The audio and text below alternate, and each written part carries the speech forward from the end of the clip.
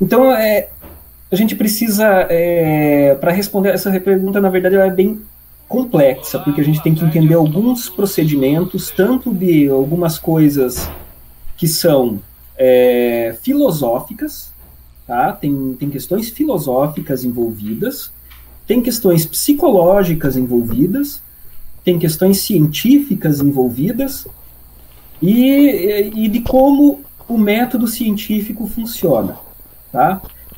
O método científico ele não é o único é, tipo de conhecimento que o ser humano produz.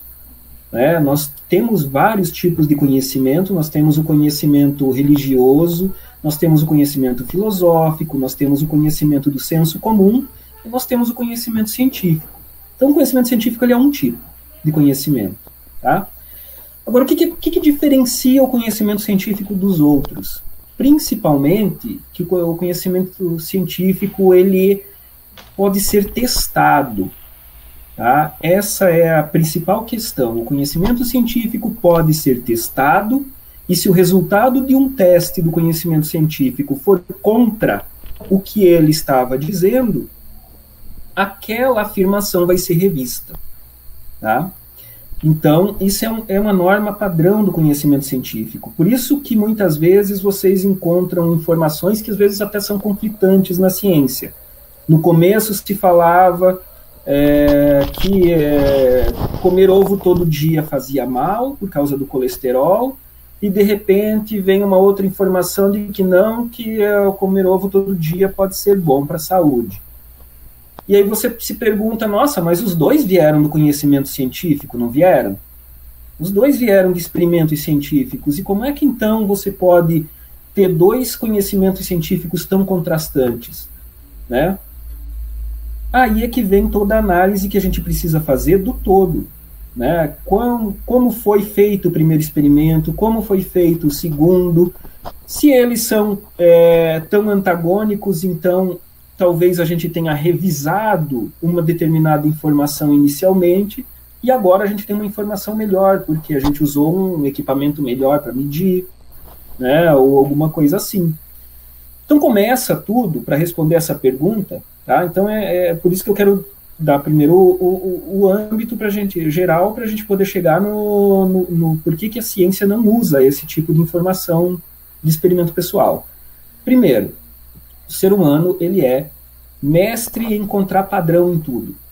Tá? Você olha para as nuvens e você já começa a detectar formas de animais, formas de outras coisas nas nuvens. Você olha para uma torradinha que torrou um pouquinho diferente, você já começa a colocar rosto ali, né? Você olha para uma mancha na parede, você já começa a colocar um padrão naquela mancha, e aquela mancha ela começa a ter um rosto, e aí depois disso, toda vez que você olha para aquela mancha, você vai enxergar aquele rosto. Então, o ser humano tem essa tendência de identificar esses padrões. Né? Você estava assistindo a final do seu campeonato, torcendo para o seu time com uma meia amarela, e aí seu time ganha e você fala, não, agora eu vou sempre assistir o jogo do meu time com a meia amarela, porque a meia amarela me deu sorte. Tá? São essas coisas que o ser humano vai se apropriando. Tá? São alguns padrões que o ser humano cria, tá? E que é natural. Tá? E aí é que vem também aquilo de eu tenho um chá de determinada planta, a minha avó tomava para curar a gripe, certo? A minha mãe tomava para curar a gripe, minha mãe me deu quando eu era criança para eu curar a gripe, eu vou dar isso aqui para minha criança, para meus filhos, para curar a gripe. Né? E aí você sabia lá que quando você tomava aquele chá durante uma semana, você curava da gripe, tomando aquele chá. Certo? Quando você faz isso, você percebe uma coisa, que você está enxergando só aquilo que você quer ver. Tá? Você tomou o chá esperando que esse chá vá te curar da gripe. Em uma semana você é curado da gripe. certo? E você atribui automaticamente a sua cura da gripe para esse chá que você tomou, certo? Isso é muito comum de a gente fazer. Então a gente tem essa tendência de ver padrões onde eles não existem, e a gente tem isso que é chamado de viés da confirmação. Tá? Na filosofia isso é chamado de viés da confirmação, que é o quê? Eu observo um evento, tá? Que é eu tomei o chá e me curei, e eu não observo, por exemplo, que dezenas de outras pessoas já tomaram esse chá e nunca fez efeito nenhum, certo? Então eu estou vendo só aquilo que eu quero. Esse é o viés da confirmação. Eu não levo em consideração todos os outros que tomaram e não tiveram esse efeito, tá? Então, se eu tomo um medicamento que me falaram, olha, esse medicamento ele é bom para COVID, certo? Você toma esse medicamento, você não vai ter COVID, vai te prevenir de ter COVID. Aí você toma esse medicamento e você não tem COVID, tá? Logo você vai assumir que, olha, é esse medicamento que eu estou tomando aí que está me prevenindo de ter COVID. Só que você não leva em consideração as outras milhares de pessoas que tomaram esse medicamento e tiveram COVID. Tá? Então, isso é um viés de confirmação. A gente só observa aquilo que a gente quer observar. Certo? A gente esquece dos exemplos que deram errado. No senso comum, a gente costuma fazer isso. A gente costuma observar só o que deu certo e esquece tudo que deu errado. Tá? Todas as vezes que essa mesma coisa deu errado. Você esquece todas as vezes que você usou a meia amarela e teu time perdeu. Né? Mas você ficou marcado pela vez que você usou a meia amarela e teu time ganhou. Entende? Então isso é um viés da confirmação. Você está enviesado. A gente olha o que a gente quer ver. Né? Isso não é culpa da pessoa. Isso é natural. A gente enxerga o que a gente quer ver. Tá? E tem um outro problema também. O outro problema é chamado de causa única para quando a gente tem várias causas. Tá? O que isso quer dizer? Se você, por exemplo, ali nesse chá que você tomou para gripe, certo? Você atribui só ao chá, mas você esquece que a gripe é causada por um vírus que tem um ciclo de vida. E esse vírus tem um ciclo de vida de uma semana. Então, se você tomar o chá, você vai se curar em uma semana. Se você não tomar o chá, você vai se curar em uma semana. Desde que você não tenha infecções secundárias, o vírus em si, o ciclo do vírus, se vai em uma semana, 15 dias. Tá? Então, porque esse é o ciclo do vírus. Só que como você tomou o chá, você atribui ao ter tomado o chá para a cura daquela doença, para a cura daquela gripe. Certo? Quando, na verdade, o chá não teve efeito. Tá? Como é que a gente faz para saber se teve efeito ou não? É aí que entra a ciência. Tá? Justamente porque eu não posso aceitar. Porque a coisa bem... Vocês imaginem o seguinte, tem uma pessoa que tomou a ivermectina, vamos colocar que é a droga da hora, né, que está se falando, e não teve Covid, mas tem outras que tiveram. Por que a que teve Covid, a que não teve Covid, eu preciso dar um peso maior para a opinião dela do que para todas as outras pessoas que tomaram ivermectina e tiveram Covid? Entende? Como é que a gente faz para separar isso? Tá? Porque eu tenho de um lado algumas pessoas que tomaram ivermectina e não tiveram, eu tenho do outro algumas pessoas que tomaram e tiveram. Por que eu tenho que dar valor para a opinião de quem tomou e não teve, e não para quem tomou e teve? Certo? Como que a gente consegue discriminar isso? Tá? É essa pergunta que a ciência faz. Certo? É essa pergunta que a ciência faz. O objetivo da ciência, então, é retirar todas as outras variáveis, tá? Assim, quando a gente tem um evento, né, um fato, e tem várias coisas influenciando esse fato, a gente fala que elas são as variáveis do fato. tá? Então, como é que eu separo isso? Eu preciso isolar essa variável de todas as outras para que eu tenha certeza de que só aquela variável que eu estou testando teve influência no efeito que eu estou vendo. Tá? Então, esse é o outro ponto dos relatos pessoais. O relato pessoal é um relato, mas por que o meu relato tem que ter valor e o relato da pessoa que tomou ivermectina e morreu não tem valor? Entende? Então, esse é o problema. Tá? São esses os detalhes que fazem com que as experiências pessoais, embora elas sejam ricas para a pessoa, elas sejam válidas para a pessoa, elas não são válidas como um todo. Para ser válido como um todo, eu preciso fazer um experimento controlado, um experimento em que eu vou colocar pessoas tomando essa ivermectina, que é um número de pessoas tomando um placebo, ou seja, algo que tem lá o sabor da ivermectina, o jeitão da ivermectina, ela vai pensar que está tomando ivermectina, mas não está, né? E aí eu vou avaliar isso cegamente, eu vou distribuir essas pessoas aleatoriamente, eu que estou distribuindo o remédio, eu não sei quem tomou a ivermectina, quem tomou o placebo, quem está tomando não sabe, só uma terceira pessoa lá que controla o experimento é que sabe e ela não tem contato nenhum com paciente nenhum. Tá? E aí, depois de um determinado tempo, a gente abre o experimento, pega aquela relação de quem tomou o quê, e aí verifica se quem tomou ivermectina teve mais Covid do que quem não tomou ivermectina. Tá?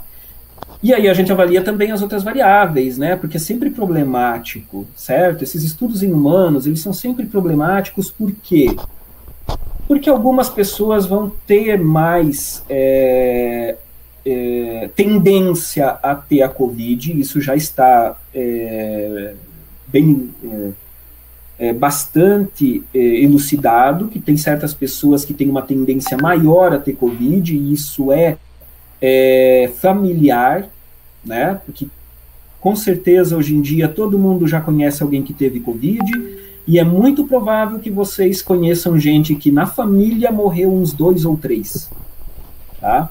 Por quê? Porque muito provavelmente essas pessoas tinham uma tendência de ter uma piora dos casos com o vírus, tá? Em relação a outras pessoas. Então são questões genéticas, né, envolvidas, que nesses estudos a gente não avalia. Tá? Então tem várias outras questões que a gente não consegue avaliar, por isso a gente tem que ver um número muito grande de pessoas. Também não adianta eu fazer em meia dúzia, porque daí esses efeitos eles vão ficar muito fortes naquele grupo.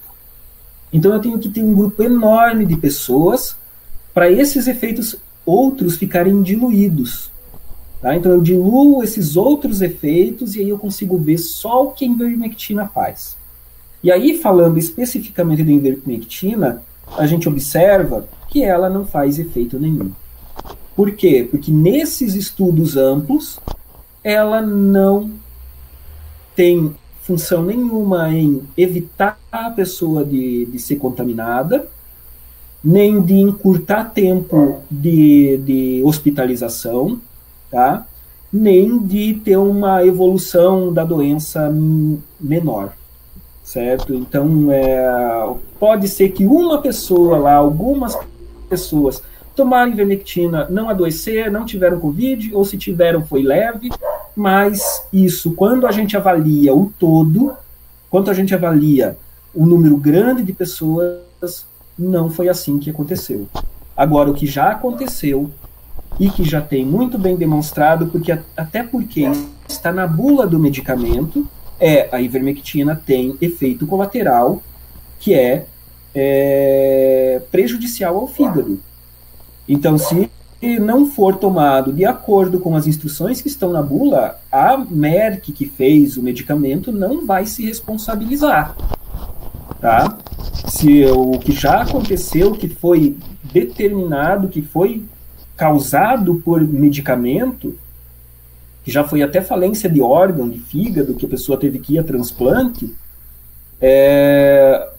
e isso não adianta processar a Merck, que ela já falou que não faz parte, tá? E isso está lá na bula, certo? Todos os medicamentos têm contraindicações, e se eles são indicados fora daquilo que ele foi estudado, é muito perigoso. O médico, ele tem autonomia para ministrar o medicamento fora do que está na bula, certo? É critério médico. O médico pode fazer isso. Só que a responsabilidade é toda dele quando sai daquele que foi o grupo de estudo. Né? Dentro do grupo estudado, pode ter problema. Aí um médico ou uma pessoa do nada, né, começa a tomar ivermectina uma vez por semana, só que lá na bula está dizendo para não fazer isso, ela pode ter um problema no fígado mais para frente. Tá? Então é muito cuidado com essas automedicações ou mesmo com medicamento por indicação médica, mas que está fora do que o medicamento ele foi estudado para, né? Dentro dos níveis de segurança. Porque um medicamento hoje para ser lançado, né, ele tem todo um critério básico de segurança que precisa ser seguido. Tá? Isso foi muito reforçado a partir dos anos 50, quando teve um problema com a talidomida. Tá? Então, lá pelos anos 50, se receitava muito a talidomida para o enjoo de gestantes. Tá? A talidomida tem sua função em relação a enjoo, essas coisas, só que estava se receitando para gestantes, e isso não tinha sido muito bem estudado. E começou a aparecer muitas crianças nascendo com defeitos, tá? Com problemas de desenvolvimento. Isso foi rapidinho, foi observado que era decorrência do uso da talidomida, e isso fez com que todas as normas de segurança para se soltar um medicamento tenham sido muito reforçadas. Então, hoje a gente tem várias fases pré-clínicas, que são as fases que acontecem antes de ministrar para humano. Então, você tem que testar in vitro para ver se aquilo ali funciona, tem que testar em animais para ver se é seguro e se causa o efeito que você quer, tem que testar em um outro animal diferente. Aí, depois que faz toda a fase pré-clínica, você vai para humanos, primeiro com um grupo pequeno, para ver se as reações adversas não aparecem, né, se tem segurança, se é seguro. Depois você aumenta um pouco para ver se realmente causa aquele efeito que você estava querendo ver. E aí vem a fase 3, que vocês já estão carecas de ouvir por causa das vacinas hoje em dia, que é quando você ministra para um grande número de pessoas para verificar qual que é a eficácia desse medicamento, se ele é tão bom quanto um placebo, né? Então, e aí depois vem a fase 4, que é o que está acontecendo hoje com muitas vacinas, que é o uso comercial delas, tá? Então, beleza, tá tudo seguro, agora vai para a fase 4. Né, eu costumo brincar que muita gente falava, eu não vou ser cobaia, eu não vou ser cobaia. Bom, enquanto não estiver totalmente terminados os estudos, você vai ser cobaia. Né? A gente vai ser cobaia e todo mundo está querendo ser cobaia, porque todo mundo precisa ser vacinado, mesmo aí em fase 4. E é quando a gente está vendo aí uma reação problemática a mais de 2, 3 milhões de doses já ministradas em determinada vacina, né? Não vou atropelar, que pode ser pergunta mais adiante, né? Mas então todo esse sistema que a ciência usa para se assegurar de que um medicamento funciona, ele é uma garantia não só nossa, mas também da indústria farmacêutica, né? Porque para ela vender um medicamento, esse medicamento tem que funcionar.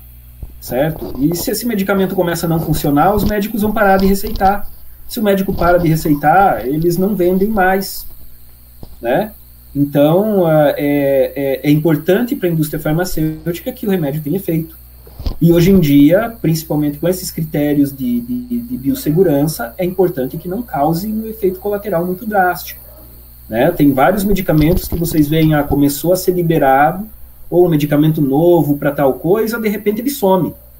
Por que ele sumiu? Porque estava em fase 4, né? Começou a distribuição, aí viram que ele era problemático, tiraram, né? Tiram do mercado. Então isso acontece porque a gente tem que analisar as coisas com muita gente, tá? Não é com poucas pessoas. Imaginem só, pessoal, imaginem só se uma indústria farmacêutica, tá, gera isso aqui vai ser bom para câncer, certo? E ele fala, isso aqui é bom para câncer, tá? E falar baseado em que você está falando que isso aí é bom para câncer? Ah, porque uma pessoa tomou e curou do câncer. Pensem a indústria farmacêutica fazendo isso. Tá? Quem é que gostaria de... Quem é que confiaria? Né? Mas foi uma pessoa só, tomou, curou o câncer, e você está vendendo isso para todo mundo, curar câncer? Né? Ou que seja qualquer outra doença. Então, do mesmo jeito que a gente tem um pé atrás em relação à indústria farmacêutica, na verdade o princípio é o mesmo que a gente tem um pé atrás em relação a qualquer outra coisa, né? Não é porque funcionou para um que vai funcionar para todo mundo. Então por isso que a gente precisa sair do viés de confirmação, sair da causa única para um evento que tem muitas causas, tá? Parar com isso de querer ver o padrão. A gente quer ver o padrão, a gente quer ver o que está funcionando e esquece o que não está funcionando. Então a ciência ela bloqueia a filosofia da ciência é eliminar esses problemas para a gente chegar numa solução que seja mais universal. Tá? Espero que... É bom, né, de perceber que a ciência tem um cunho racional muito forte, né? Ninguém mais aguenta essa pandemia, todo mundo quer uma resposta rápida, mas se a gente agir pela emoção, nossa, achou uma coisa que é boa e achar que apenas acreditar que aquilo é funcional, aquilo não se torna funcional só porque eu acredito que seja funcional. Por mais que a coisa que a gente mais quer nesse mundo é que sim, que seja funcional. Sim. Né? E, gente, se ivermectina, se cloroquina fosse eficiente, os primeiros a fazer uma marketing seria a farmácia, os farmacêuticos, né? Ia ter banner em cada farmácia, né, para poder vender esse medicamento, porque é interessante para a farmácia, para a indústria farmacêutica vender o remédio. Né? Eles até têm, né? A gente tem que ver que às vezes você entra numa farmácia, tem lá uma gôndola cheia de ivermectina em promoção. Né? Isso aí, na verdade, é meio complicado, né? Mas uma outra coisa, na verdade, que a gente precisa prestar atenção é que não somos só nós aqui no Brasil que estamos preocupados e desesperados mesmo com o final da pandemia. Né? O mundo inteiro está assim, por isso que é uma pandemia. Se isso fosse algo útil mesmo, já estaria sendo aplicado em outros lugares também. Né? Então, e não tem. Os Estados Unidos investiu na cloroquina também no começo, mas abandonou rapidinho.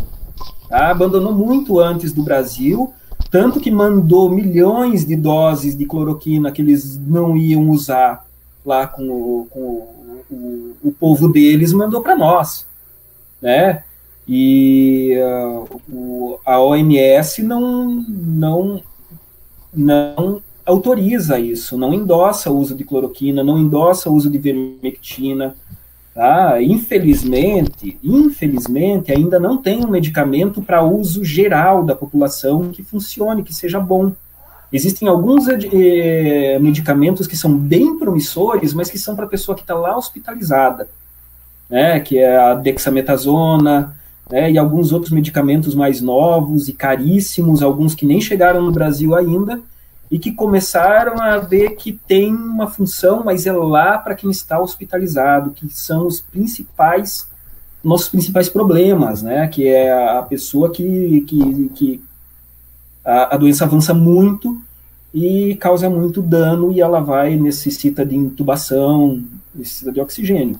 Então, para esses casos, já tem alguns medicamentos que são bem promissores. Agora, assim, para o dia a dia, para prevenção, infelizmente, prevenção é uso de máscara, distanciamento social, asepsia de locais e de mãos.